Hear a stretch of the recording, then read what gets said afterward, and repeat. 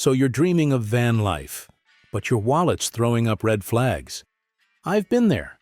The freedom of the open road is calling, but without a clear financial game plan, that dream can turn into a stress-filled mess.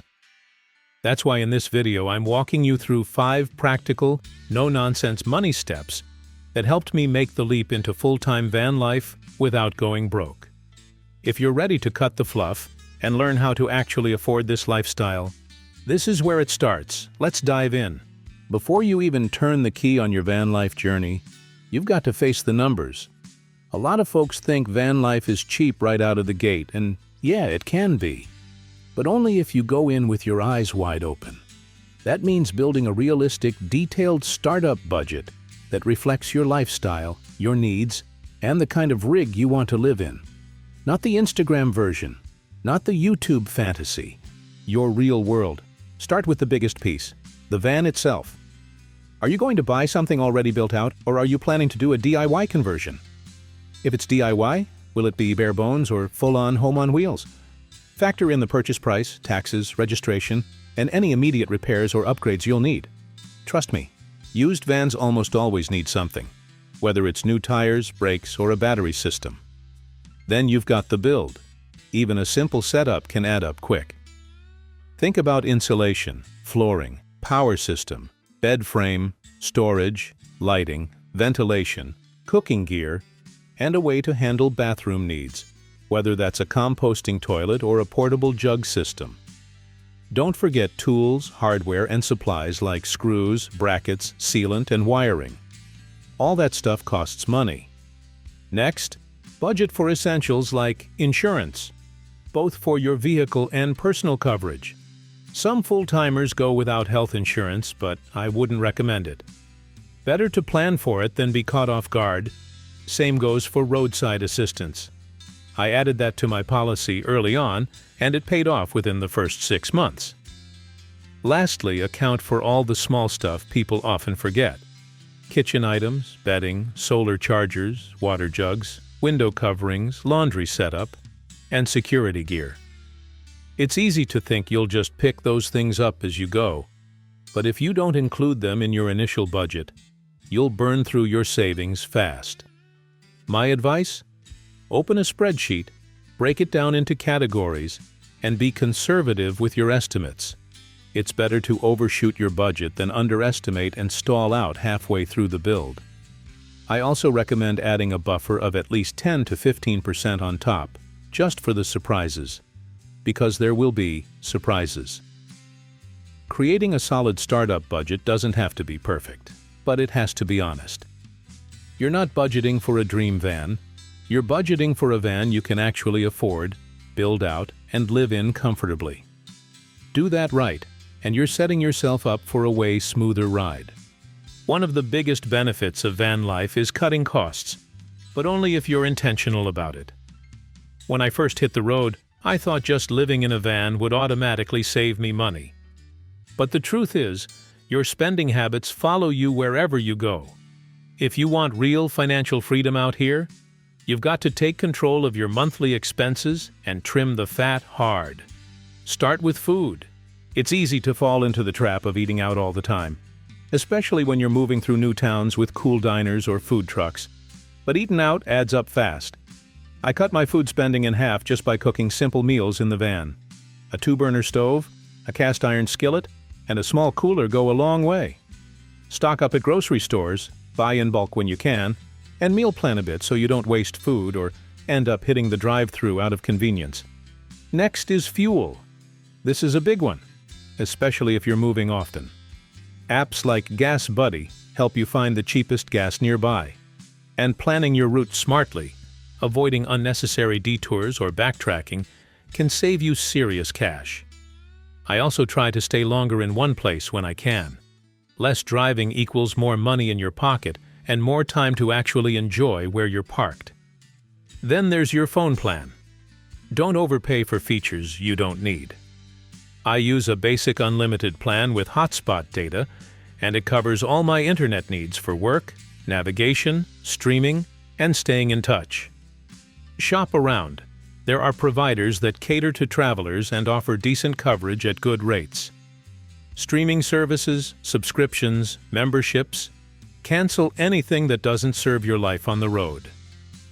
Before I left, I went through my credit card statements and axed every recurring charge I didn't absolutely need. You'd be amazed how many things we sign up for and forget about. Gym memberships? Gone. Premium Spotify? Downgraded? Amazon Prime? Not really essential when you don't have a mailing address. And finally, maintenance. This is the one expense people ignore until it bites them. Build a small maintenance fund into your monthly budget, even if it's just $50 or $100. Your van is your home and your transportation.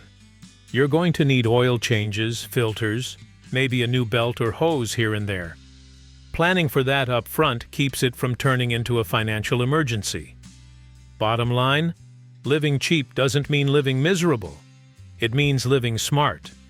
Know where your money's going, track every dollar, and keep it lean. The leaner your monthly expenses, the more freedom you have to go where you want, when you want, without worrying if the next tank of gas is going to break you. One of the most common questions I get is, how do you afford to stay on the road?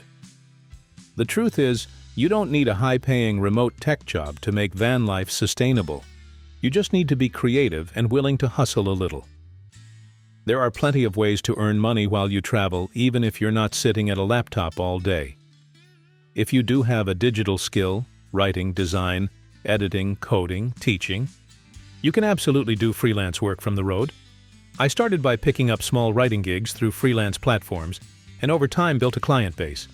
But even if you're not into computers, don't worry. There are tons of low-tech options too. Seasonal jobs are a big one. Think national parks, campgrounds, farms, or holiday retail. Some folks do harvest work, like picking fruit or working at pumpkin patches. Amazon Camper Force is another option during peak seasons. You show up, work hard for a few weeks or months, then take off again with your bank account topped up. Then there's gig work. Pet sitting through Rover, delivering groceries or food in bigger towns, even cleaning RVs at campgrounds. I've met people who sell handmade crafts, do van build consulting, or flip thrift store finds online. If you've got a skill or service, there's probably a way to offer it on the road. The key is staying flexible and looking for opportunities in each place you visit.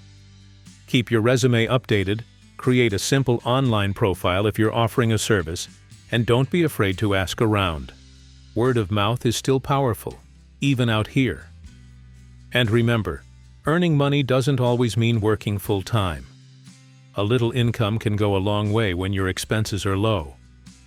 Whether it's part-time remote work, seasonal gigs, or odd jobs, the freedom of van life comes from keeping your income flowing, even if it's just enough to cover gas and groceries. If you think gas prices are rough in a car, try filling up a full-size van a few times a week.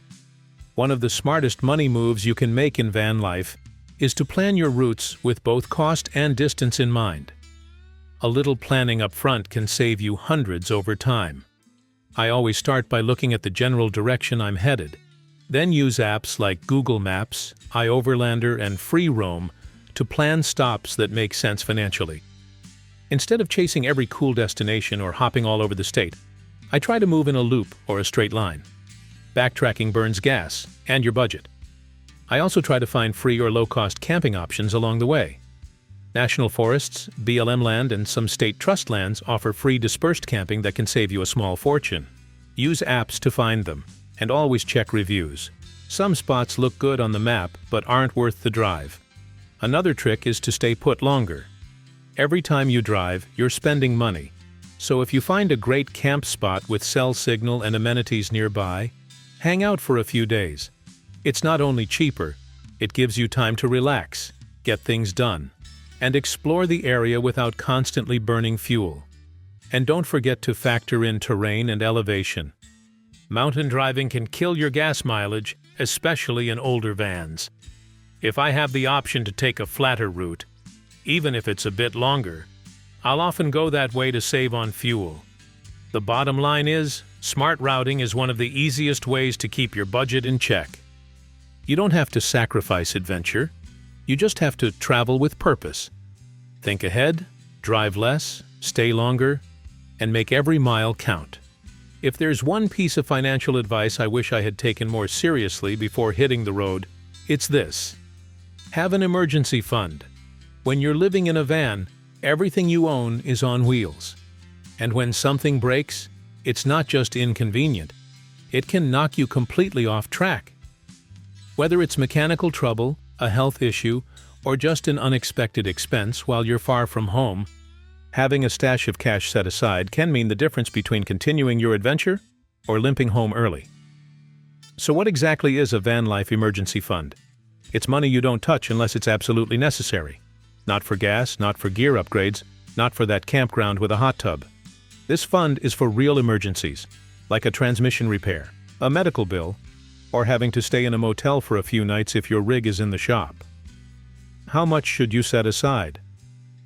A good rule of thumb is to aim for at least $1,000 to $3,000, depending on your van's age and condition. If you're driving something older like I am, I'd push toward the higher end. Repairs get expensive fast. I once spent over $1,000 on a new fuel pump and tow, not because I was being reckless, but because things wear out. That's just part of the deal when your home is also your vehicle. Start building your emergency fund as early as possible. Before you hit the road if you can. Even $50 a week adds up. If you're already traveling, look for ways to trim a little off your monthly spending and stash it away. Skip a few nights at a paid campground. Cut back on eating out. Sell some extra gear or clothes. I've even done weekend gig work just to top off my emergency stash. Keep the money somewhere safe and separate. I use a dedicated savings account that I don't link to my main debit card. That way, I'm not tempted to dip into it when I see a shiny new gadget or a cool festival down the road. Most importantly, know that having an emergency fund isn't just about money. It's about peace of mind. When I know I've got a cushion, I sleep better. I can take the back roads without stressing about a flat tire. I can enjoy the experience of van life more fully because I know that if something does go sideways, and it will, I'm ready. In this lifestyle, freedom doesn't come from having no responsibilities. It comes from knowing you've got the resources to handle whatever the road throws at you. That's what an emergency fund gives you. It's not just smart, it's essential. All right, so that's it. 5 real-deal money steps that can take you from dreaming about van life to actually living it, without draining your savings or stressing every time you hear a weird noise under the hood. Budgeting, cutting expenses, earning on the road, planning smart, and building that emergency fund. These steps aren't flashy, but they're what keep you rolling long after the excitement wears off. Van life isn't just about the views and the freedom. It's about building a lifestyle you can actually afford and sustain. If you can get the money part right, the rest of it gets a whole lot easier. You don't need to be rich, you just need to be smart and intentional. If you found this helpful, hit that like button, subscribe for more real-world van life tips, and drop a comment below. Let me know what your biggest money challenge is as you prepare for the road. I'll see you in the next one. Safe travels, and keep chasing that freedom.